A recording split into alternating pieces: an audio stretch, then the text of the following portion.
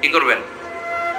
আগে কানে হাত দিয়ে একটু দেখবো কান দুইটা আছে না নাই, তারপরে চিলের পেছনে দৌড়াবো। তাহলে এখন থেকে আমরা তথ্য একটা শুনলে বিশ্বাস করব, তাহলে কি করবেন?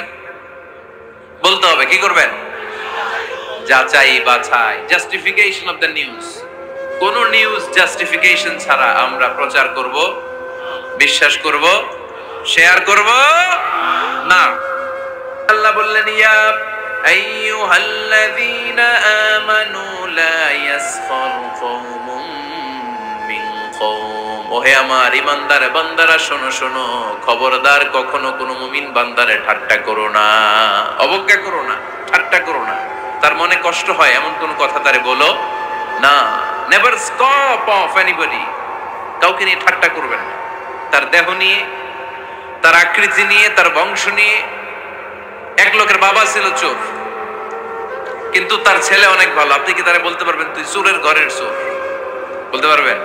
চুরি করছে বাবা, ওর কি দোষ? কথা বলেন। এগুলো কবিরা গুনাহ। আওয়াজ করে বলেন তুই কি গুনাহ? কবিরা গুনাহ। কারো আকৃতি নিয়ে, আমার ফরিদপুরের কলিজার টুকরা যুবক ভাইরা, কারো আকৃতি নিয়ে কখনো অবজ্ঞা করবে না, তুচ্ছ জ্ঞান করবে না। এটা কবিরা গুনাহ, এটা আল্লাহ খুব অপছন্দ করেন। এর কারণ আকৃতিটা আমাদের হাতে নাই। আমাদের কারো নাক লম্বা, কারো খাটো, আমরা কেউ কালো, কেউ সাদা, আমরা কেউ স্মার্ট, কেউ অন্যরকম। তো এই যে আমাদের এক এক ধরনের আকৃতি, এটা কি আমি বানাইছি? আপনি বানাইছেন? দিছে কে? এই জন্য কারো দেহের গঠন নিয়ে যদি আপনি অবজ্ঞা করেন, এটা প্রক্ষান্তরে আপনি স্রষ্টাকে নিয়ে অবজ্ঞা করবেন। কারো দেহের আকৃতি নিয়ে যদি আপনি তুচ্ছ করেন, তাকে তুচ্ছ করেননি, আমার রবকে আপনি তুচ্ছ করেছেন। চিল্লায় বলেন ঠিক কিনা? খবরদার, তুই কালু, তুই লম্বু, তুই মোটু, তুই কানা, তুই রোহিঙ্গা, আছে না নাই?